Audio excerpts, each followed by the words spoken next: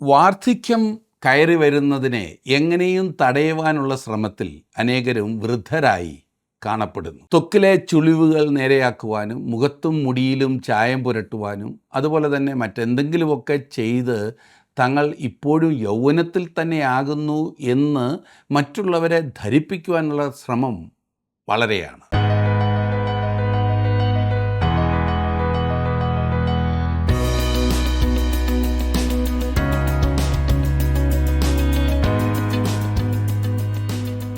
ജീവസന്ദേശത്തിൻ്റെ Bible പഠന ക്ലാസ്സിലേക്ക് സ്വാഗതം.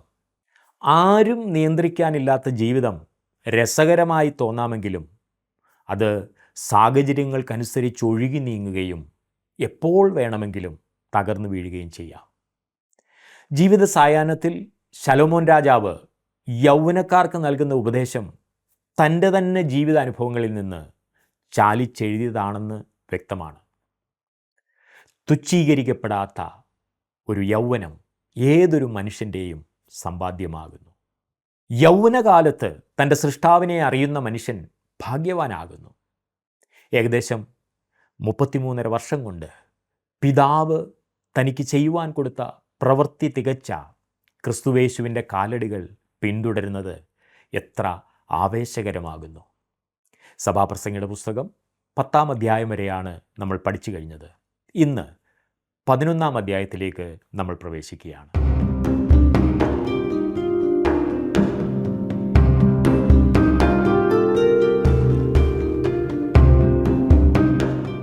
ഒരു മനുഷ്യായുസ്സിലെ ഏറ്റവും നല്ല സമയമെന്ന് എല്ലാവരും വിശേഷിപ്പിക്കുന്ന സമയമാണ് യൗവനം. അതുകൊണ്ട് തന്നെ തങ്ങൾ യൗവനത്തിൽ തന്നെയാണ് ഇപ്പോഴുമെന്ന് കാണിക്കുവാൻ എന്തെല്ലാമാണ് യൗവനം കഴിഞ്ഞ മനുഷ്യർ ചെയ്യാറുള്ളത്. അത് തെറ്റോ ശരിയോ എന്നുള്ളതല്ല എൻ്റെ വിഷയം. ഞാൻ പറയുവാൻ ഉദ്ദേശിച്ചത് യൗവനം എല്ലാവരും ആഗ്രഹിക്കുന്നതായ സമയമാണ്. എന്നാൽ ജ്ഞാനികളിൽ ജ്ഞാനിയായ ശലോമോൻ തൻ്റെ പരീക്ഷണങ്ങളുടെ ഫലം നമ്മോട് പറയുമ്പോൾ വ്യക്തമാക്കുന്ന ഒരു കാര്യം എന്തെന്നാൽ, ശരിയായ വിധത്തിൽ ജീവിച്ചില്ല എങ്കിൽ ഏതൊരു വ്യക്തിയുടെയും യൗവനം ശൂന്യമായിരിക്കും, വൃഥാവായിരിക്കും, പ്രയോജനമില്ലാത്തതായിരിക്കും.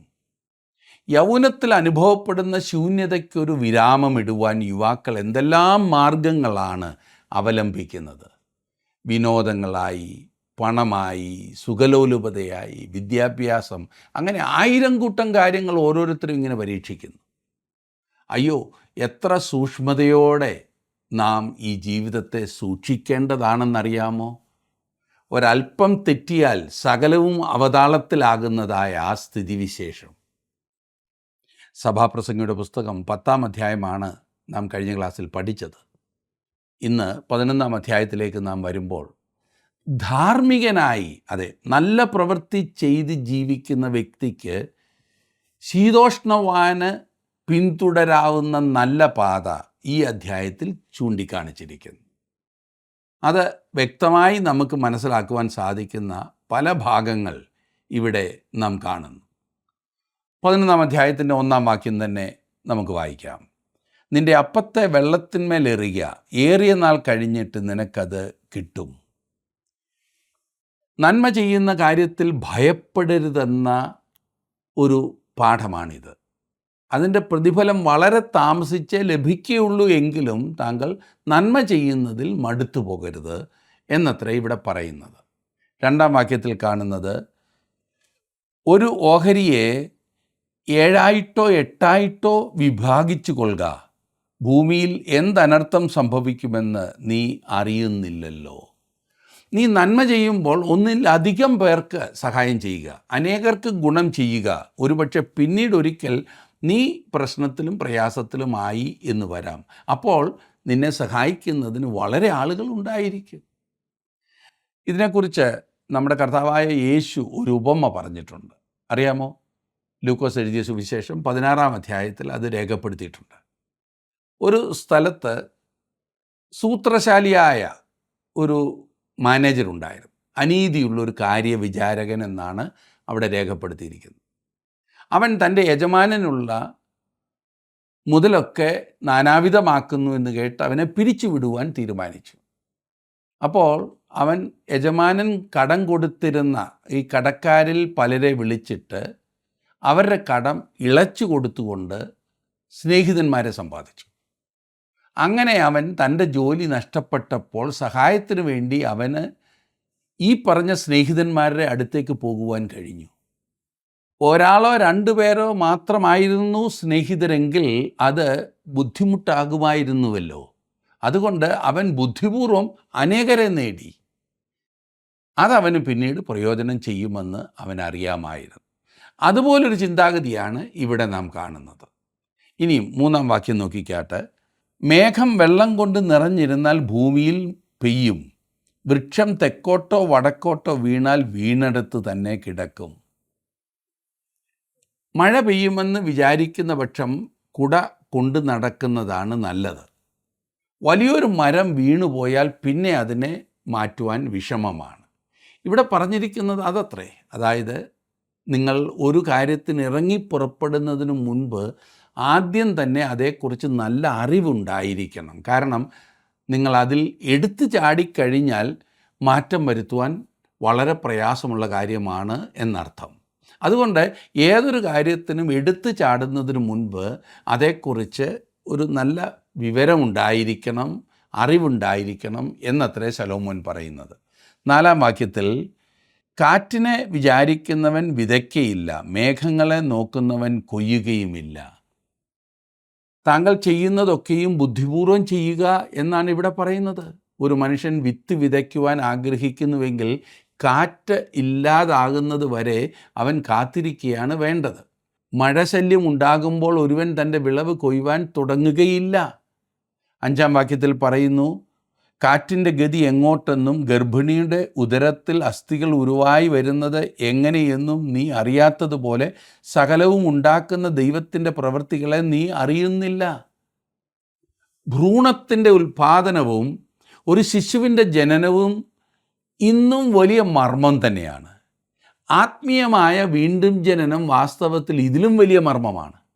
അതിൽ നാം അറിഞ്ഞിരിക്കേണ്ട വലിയ സത്യം എന്തെന്നാൽ, ഭൂമിയിലേക്കുള്ള എൻ്റെ ജനനത്തിന് എനിക്ക് യാതൊരു പങ്കുമില്ലാത്തതുപോലെ എൻ്റെ ആത്മീയ ജനനത്തിലും എനിക്ക് യാതൊരു പങ്കുമില്ല. എനിക്ക് യാതൊന്നും ചെയ്യുവാൻ കഴിയുകയില്ല എന്ന് സാരം. എൻ്റെ പുണ്യപ്രവർത്തികളോ സൽക്കർമ്മങ്ങളോ ആചാരാനുഷ്ഠാനങ്ങളോ ഒന്നും എൻ്റെ പുതുജനനത്തിന് വിഷയീഭവിക്കുന്നില്ല. അങ്ങനെ ആർക്കും വീണ്ടും ജനനം സാധ്യമല്ലതാനും ഈ തൻ്റെ സ്വന്തം പരിശ്രമങ്ങൾ കൊണ്ട്. ആത്മാവ് ഏതു വിധത്തിലാണ് പ്രവർത്തിക്കുന്നത് എന്ന് താങ്കൾക്ക് മനസ്സിലാക്കുവാൻ കഴിയുകയില്ല.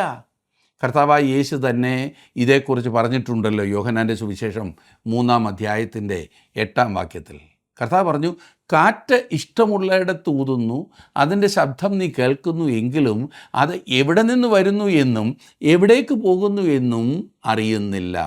ആത്മാവിനാൽ ജനിച്ചവനെല്ലാം അതുപോലെയാകുന്നു എന്നുത്തരം പറഞ്ഞു. ആത്മീയ ജനനം യാതൊരു മനുഷ്യൻ്റെയും നിയന്ത്രണത്തിലല്ല.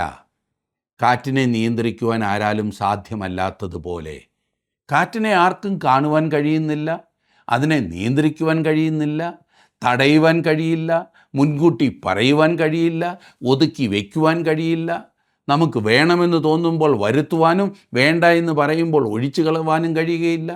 ദൈവവുമായി ബന്ധപ്പെടുന്നതിന് ഒരു മനുഷ്യന് സാധിക്കാത്ത നിസ്സഹായ അവസ്ഥ അവൻ സ്വയം സമ്മതിച്ച്, താൻ നിസ്സഹായനാകുന്നുവെന്ന് സമ്മതിച്ച് ദൈവകരങ്ങളിലേക്ക് ഏൽപ്പിക്കുക മാത്രമാണ് പുതുജന്മത്തിനുള്ള മാർഗം.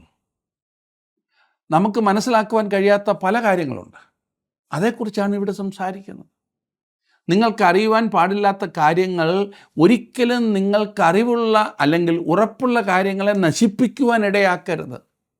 അതെ, ഇവിടെ ഉദ്ദേശിക്കുന്ന കാര്യം അതത്രേ. ഒരു ഉദാഹരണം ഞാൻ പറയാം. ഒരു കസേര, ഇപ്പോൾ തന്നെ എൻ്റെ അടുത്തൊരു കസേര വെറുതെ കിടക്കുന്നു.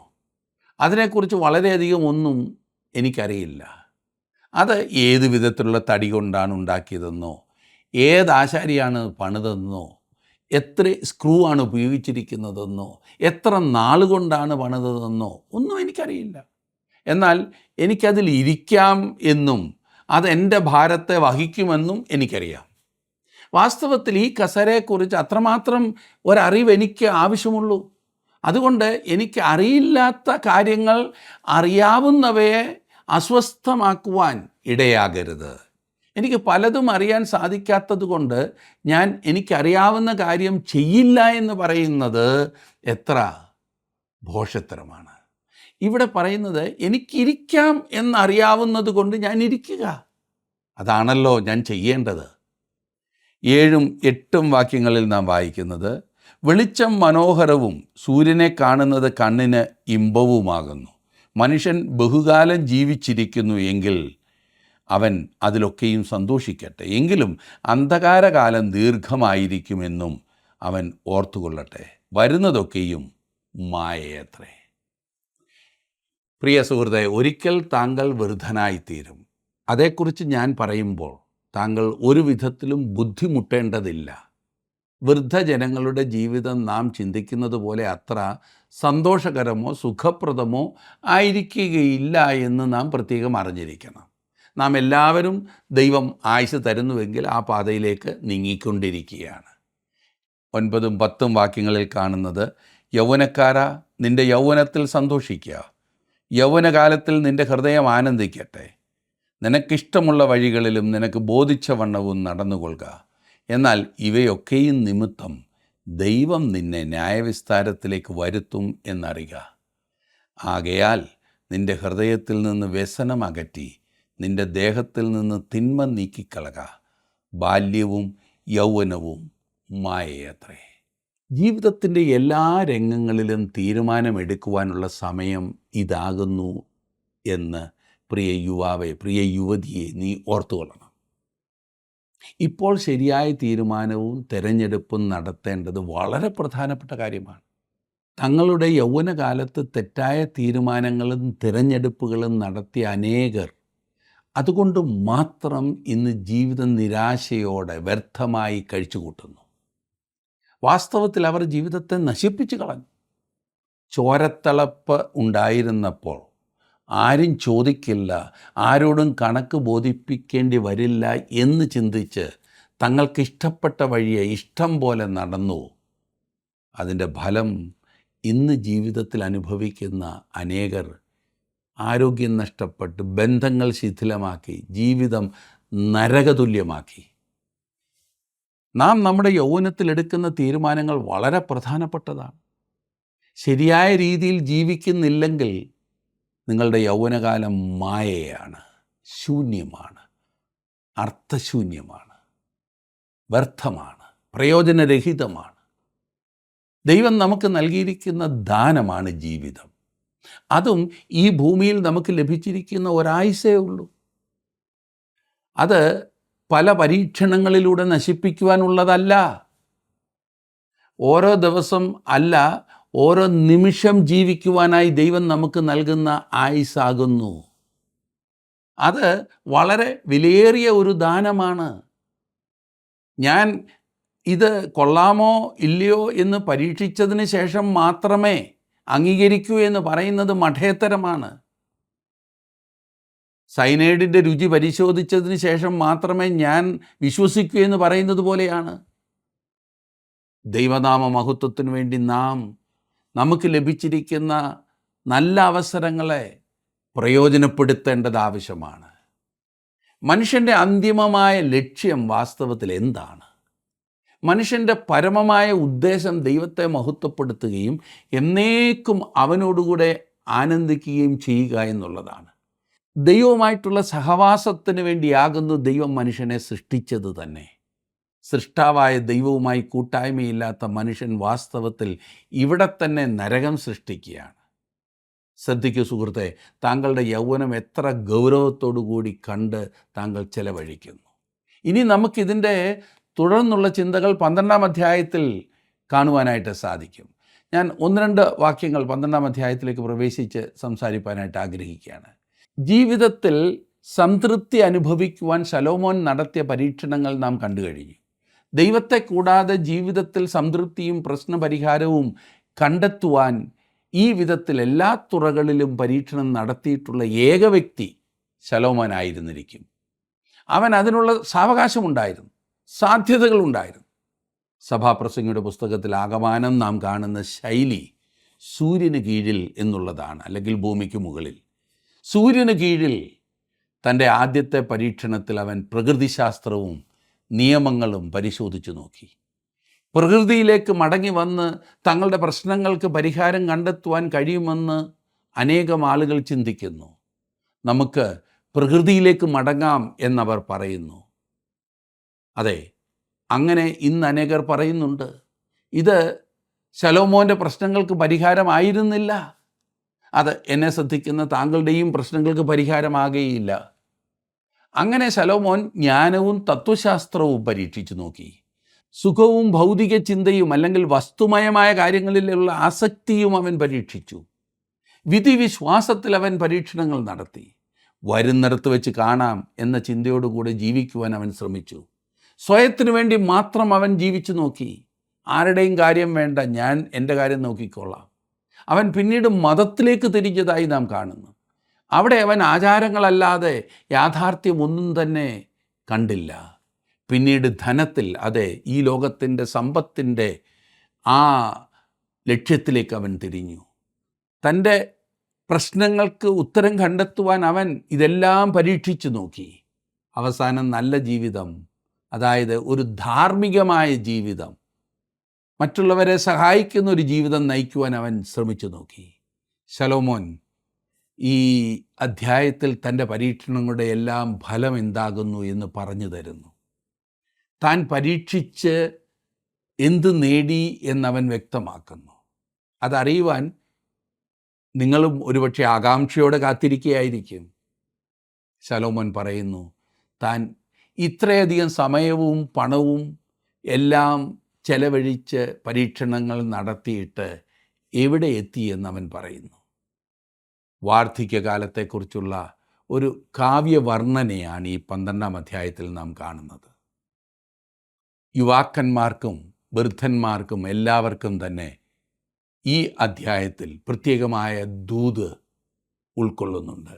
ജീവിതത്തിൻ്റെ രണ്ടറ്റവും ഇവിടെ സന്ധിക്കുന്നതായി നാം കാണുന്നു. 12-ാം അധ്യായത്തിൻ്റെ 1-ാം വാക്യം ഞാനൊന്ന് വായിക്കാം. വളരെ പരിചിതമായ ഈ വാക്യം: നിൻ്റെ യൗവനകാലത്ത് നിൻ്റെ സൃഷ്ടാവിനെ ഓർത്തുകൊള്ളുക.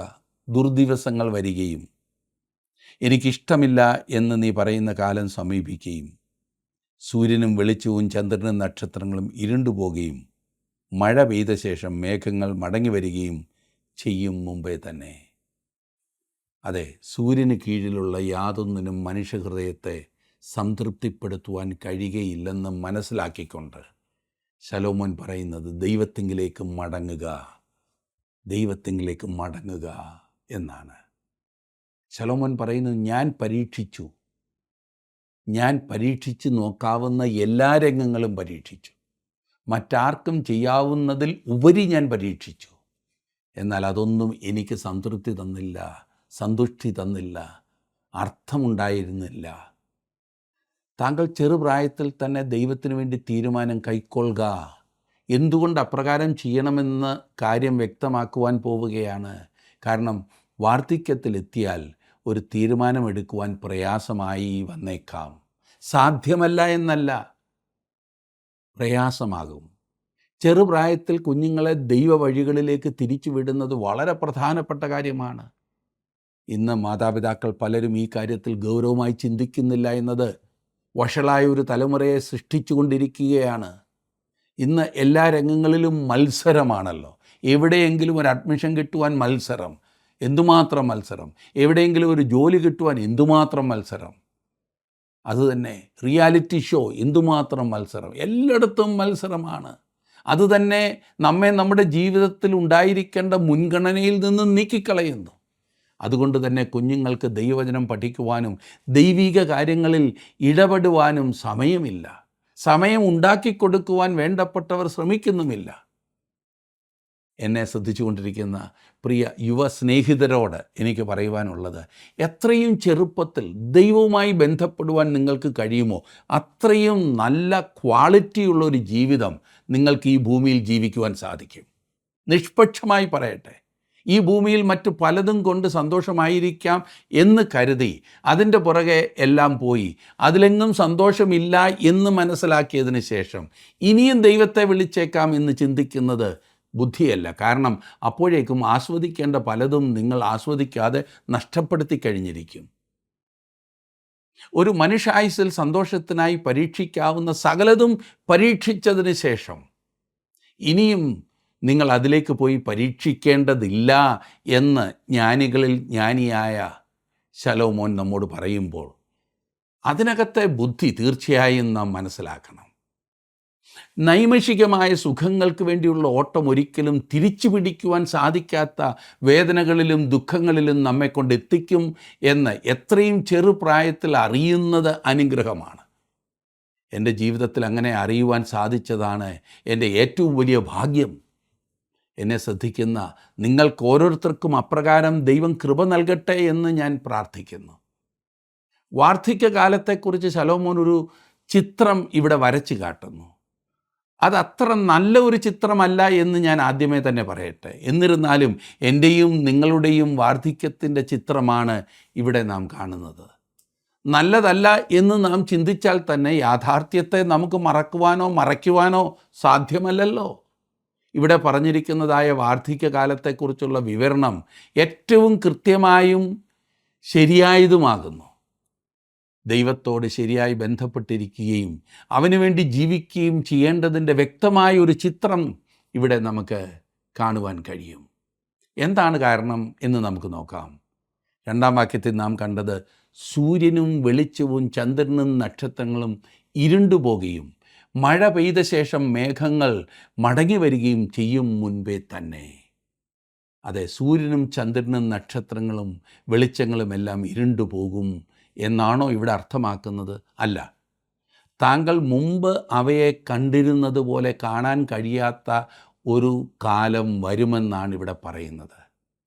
കാലം പറന്നു പോകും തോറും ഒന്നിനു പുറകെ ഒന്നായി ദുഃഖാനുഭവങ്ങൾ ഉണ്ടായിക്കൊണ്ടിരിക്കും. ഓരോ ദിവസവും എത്രയെത്ര പ്രശ്നങ്ങളെയാണ് നാം അഭിമുഖീകരിക്കേണ്ടി വരുന്നത്. ഇവിടെ പറയുന്നു മഴ പെയ്ത ശേഷം മേഘങ്ങൾ മടങ്ങി വരുന്നു. നമ്മുടെ ജീവിത രീതിക്ക് തന്നെ മാറ്റം വരുത്തേണ്ടതായി വരും. നാം പെട്ടെന്ന് ക്ഷീണിച്ച് അവശരായിത്തീരും. മഴ പെയ്ത ശേഷം മേഘങ്ങൾ മടങ്ങി വരുന്നു. അതെ, മനുഷ്യജീവിതത്തിൻ്റെ താൽക്കാലികതയെക്കുറിച്ച് ഇവിടെ ജ്ഞാനികളിൽ ജ്ഞാനിയായ ശലോമോൻ വിവരിക്കുന്നു. ആരോഗ്യമുണ്ടെന്നും എല്ലാവിധ സൗകര്യങ്ങൾ ഉണ്ട് എന്നും ചിന്തിക്കുന്ന മനുഷ്യന് എത്രമാത്രം ബലഹീനനാണ്, എത്രമാത്രം അവൻ ഈ ലോകത്തിൽ അപ്രാപ്തനാകുന്നു എന്ന് ശലോമോൻ തൻ്റെ പരീക്ഷണങ്ങളിലൂടെ മനസ്സിലാക്കി നമ്മോട് പറയുന്നു. എന്നെ ശ്രദ്ധിക്കുന്ന പ്രിയ സുഹൃത്തെ, താങ്കൾ ഇപ്പോൾ ആയിരിക്കുന്ന അവസ്ഥ എനിക്കറിയില്ല. എന്നാൽ ഒരു കാര്യം അറിയാം, താങ്കൾ യൗവനത്തിലാണെങ്കിലും വാർദ്ധക്യത്തിലാണെങ്കിലും ദൈവവുമായി ബന്ധപ്പെടുന്നതാണ്, സൃഷ്ടാവിനെ അംഗീകരിക്കുന്നതാണ് ജീവിതത്തിന് സംതൃപ്തിക്കുള്ള ഒരേ ഒരു മാർഗം, സന്തോഷത്തിനുള്ള ഒരേ ഒരു ഉപാധി. അത് ജീവിതത്തിൽ സാധിച്ചിട്ടുണ്ടോ? ഇല്ല എങ്കിൽ അല്പം ഗൗരവമായി ചിന്തിച്ചാട്ടെ. ഇത് കെട്ടുകഥകളല്ല, തത്വശാസ്ത്രങ്ങളല്ല, ഇതാണ് യാഥാർത്ഥ്യം. നമ്മെ സൃഷ്ടിച്ച സൃഷ്ടാവായ ദൈവത്തെ അറിഞ്ഞ് ജീവിക്കുക. എത്ര വലിയ പാഠങ്ങളാണ് സഭാപ്രസംഗി നമുക്ക് പറഞ്ഞു തരുന്നത്. ഈ പാഠങ്ങൾ നാം ഒരിക്കലും അവഗണിക്കരുത്. നാം ഇത് ഏറ്റവും ശ്രദ്ധയോടെ മനസ്സിലാക്കി അതിനനുസരിച്ച് ജീവിതത്തെ ക്രമീകരിക്കണം. നമ്മുടെ ജീവിതത്തെ മാത്രമല്ല, നാമുമായി ബന്ധപ്പെടുന്ന ഓരോരുത്തരുടെയും ജീവിതം ഈ അർത്ഥപൂർണമായ അവസ്ഥയിലേക്ക് നയിക്കണം. അതിനായി നിങ്ങളെ തന്നെ ദൈവകരങ്ങളിലേക്ക് സമർപ്പിച്ചാട്ടെ. ദൈവം നിങ്ങളെ അനുഗ്രഹിക്കട്ടെ, ശക്തീകരിക്കട്ടെ.